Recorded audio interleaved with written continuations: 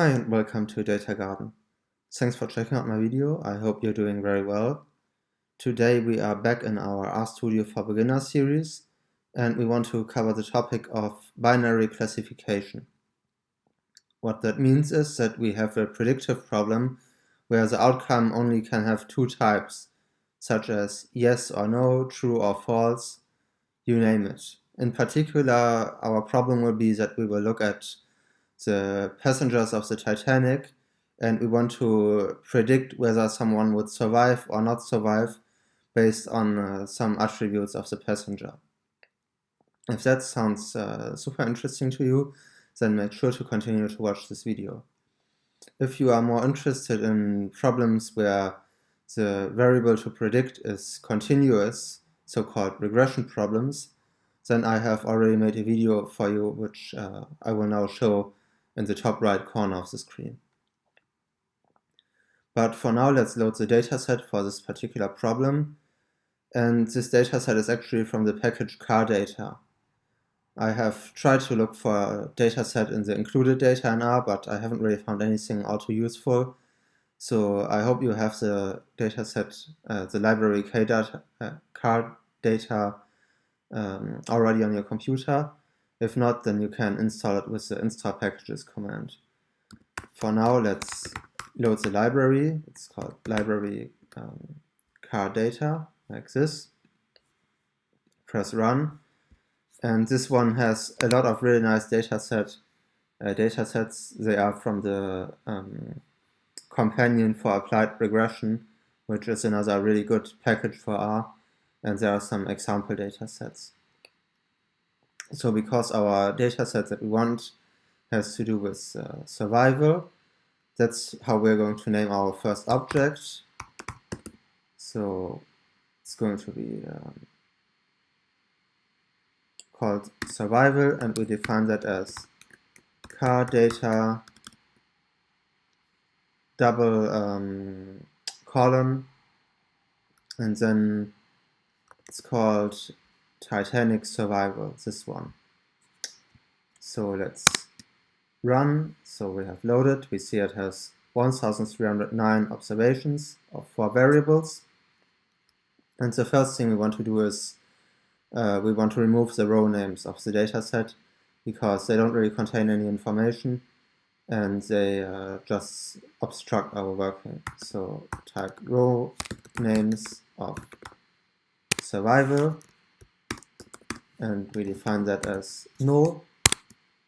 Press run and now we can have a look at our dataset.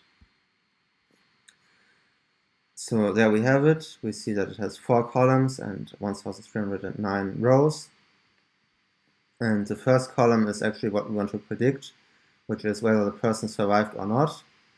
The second column is the sex, then the age, and then the passenger class. Now here you already see that there are unfortunately some missing values, some NAs in the dataset. So we will first have to have a look at that and find some solution for the NAs before we can continue with our problem. So why don't we type first of all summary of the dataset to see everything we want to know about it. It's like this. And there we see we have 809 people who didn't survive and 500 who did.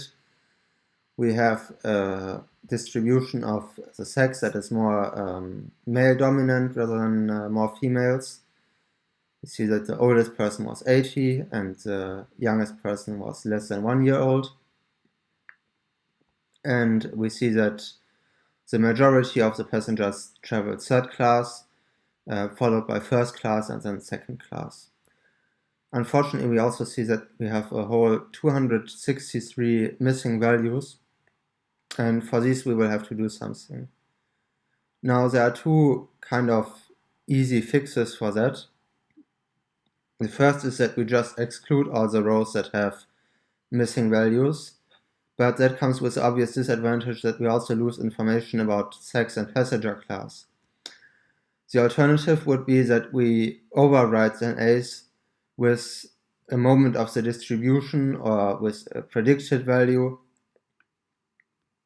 And in this case, what we're going to do is we are going to overwrite the NAs with the mean of the distribution, so 29.8811.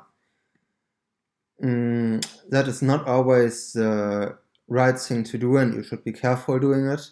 But for the purpose of this tutorial, I think it's an okay way of going on with it. So let's type survival $H, and then we have to use the square brackets because we want to select only the rows of the H column which are actually NA. So how we can do this is with is.NA, and then in the normal brackets we type survival $H.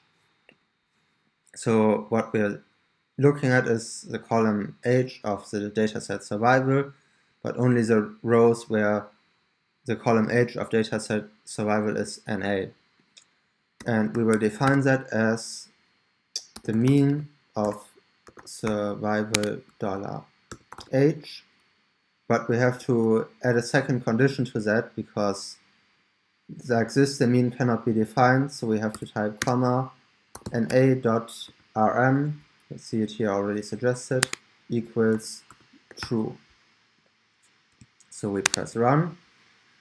And now to see if we have been successful, let's run the summary command one more time. Press run, and we see no missing values anymore. That's of course exactly what we wanted. And we also see that the moments of the distribution have obviously changed a little bit. Or the quantiles of the distribution, rather, the median is now higher, and the first quantile obviously as well. And the third quantile is now lower than it was, because everything gets skewed a bit by the additional values that we have added to the dataset.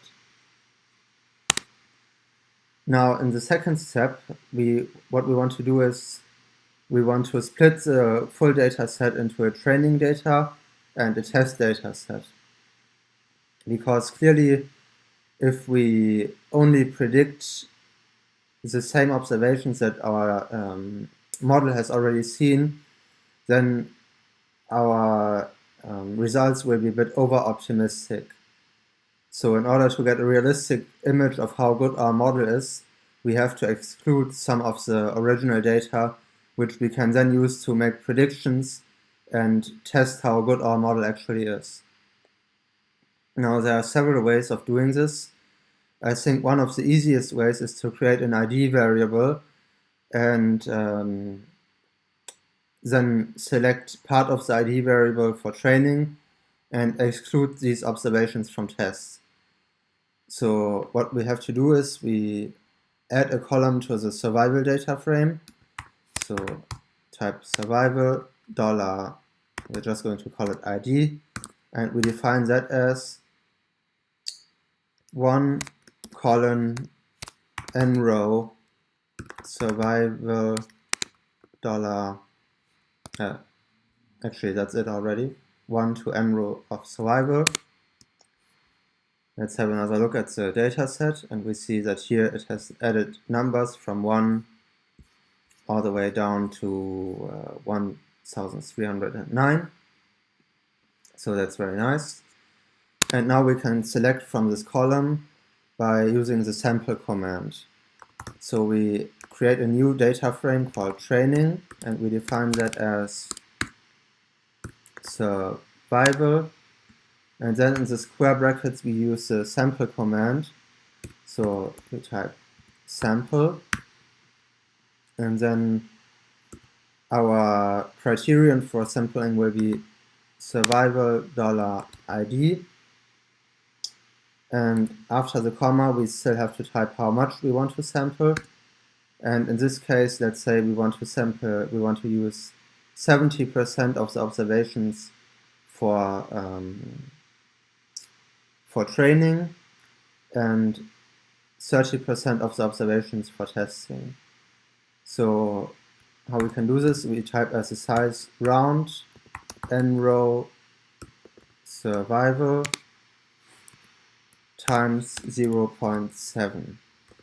Now there are a lot of brackets here now, so make sure the final bracket is for the sample command, the bracket before is for the rounding command, and then before the times 0.7 we still have the bracket for the nrow command. And then after all the round brackets we still have to type a comma because we want to have all of the columns of this data set. So press run and have a look at the training data set. We see here are still the original row numbers, and we can see that it randomly selected row 600, 832, and so on. Now we still have to create the test data set, which shall exactly not include these observations from the training data set. And we can do that by typing test, and we define, or testing rather, and we define that as survival, and then in square brackets, survival $id. Actually, we want to have exclamation mark survival $id, percent in percent training $id, comma. So what this is, we have all the rows where of survival where the ID is not part of the training ID, and we have all columns. That's why we type comma, and then in the column selection we don't select anything.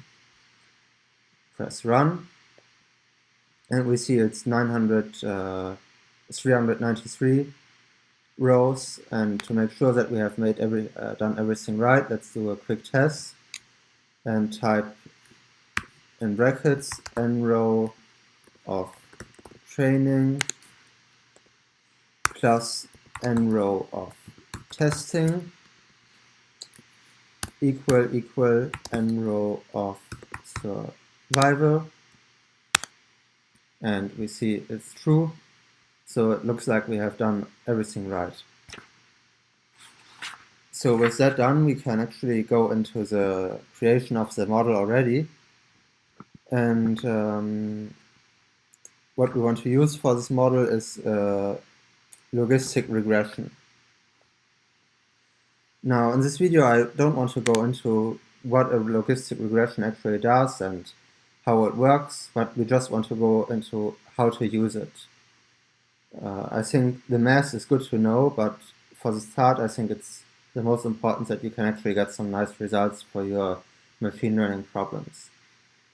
So we are simply going to create a new object, and we call it model, and we're going to define that as the function GLM, which stands for generalized linear model.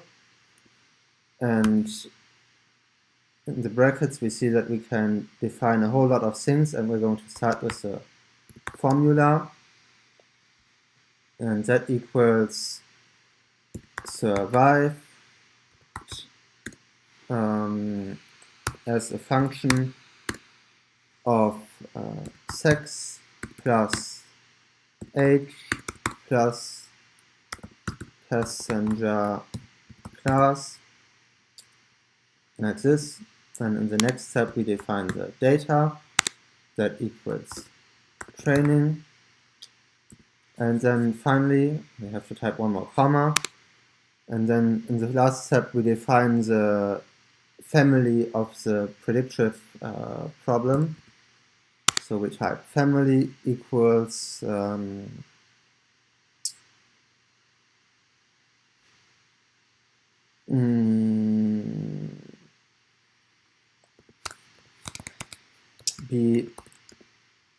binomial, and the link equals logit.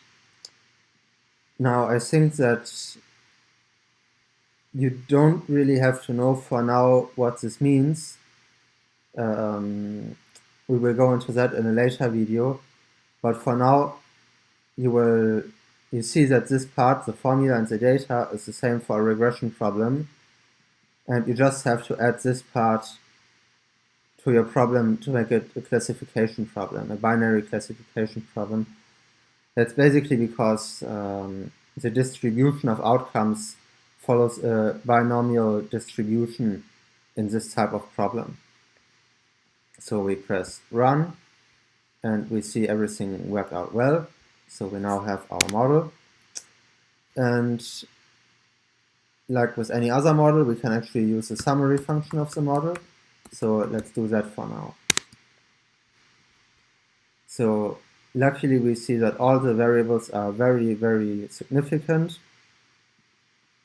And for the interpretation, you can interpret these coefficients as the log odds of survival in this case, which is a bit difficult to interpret, but we can maybe have a look at the signs for now. So we see the base odds are kind of positive, but then if the person is a male, the odds reduce. With higher age, the odds reduce. And with second and third class compared to first class, the odds also reduce. So that is the first notable outcome.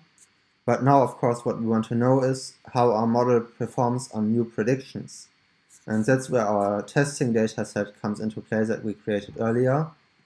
And we can simply use the predict functions to predict the probability of survival for our new observations. So we type test $prop predicted, something like that. And we define that as predict, and we type model, comma, new data equals testing. And then, unlike for regression problem, we once again have to add one more comment after a comma, and that will be type equals response, like this. So we press run, and of course I made a mistake here because it's testing and not test. So we press run again, and now we can actually have a look at the testing data set. And here we see that for the first observation, the probability is 0.96 of survival. For the second, it's 0.29, and so on. So what we still have to do is we actually have to label this to our actual outcomes, and we will do that with a simple if-else clause. So we type testing $predicted, and we define that as if-else testing $prop predicted less than 0.5. So it means if the probability is the predicted probability of survival is lower than 50%, then we want to have a no, and in the other case we want to have a yes. Now I've made a video on these if-else clauses, so if you're struggling with that, then I also recommend you watch this. I think it's one of the most important comments in R. But basically how it works is you first have the condition, so probability predicted is less than 0.5. Then after the comma you first write what happens if the condition is met, and then after the second comma what is if the condition is not met. So we press run, and there we see that we now have the predicted classes. In the last step we want to assess on how many of our predictions we have actually been correct, and to do that we will actually create one more column in the testing data set, and that will be testing $correct, and we will once again be using the if-else command. So we define that as if-else, and our condition in this case is that testing $survived is exactly equal, so we use two equal signs, testing predicted. Now, if that's true, then we give it a 1. If it's false, then we give it a 0. So press run. And what we can now do is we can actually calculate the mean of the correct column, and this will give us a percentage of correct estimations. Mean testing $correct.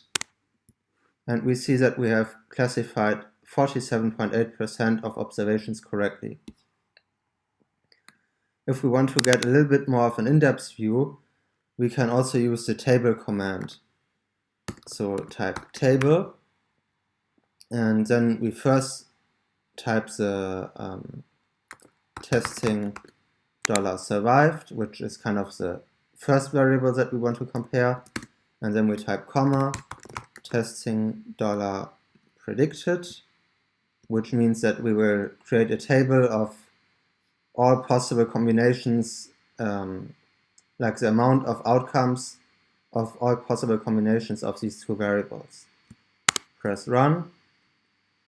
So what this table shows us is the amount of true negatives, true positives, false negatives, and false positives.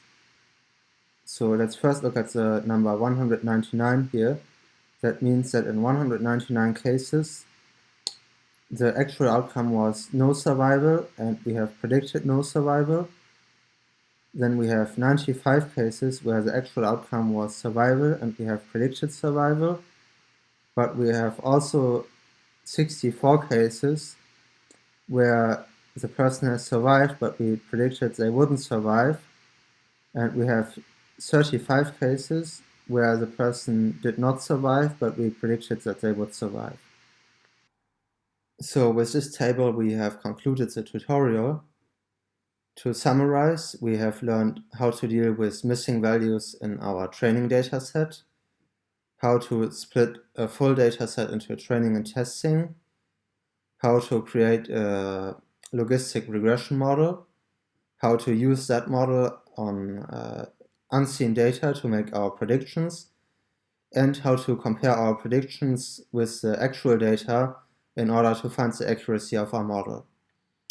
If you have found all of this helpful, then please give this video a like. If you have any questions or suggestions, then leave them down below in the comments, and I will make sure to have a look at them and come back to you. And finally, if you want to see more videos of this type, then make sure to subscribe to the channel, because I have more videos coming up very soon. Thank you for watching, and bye bye.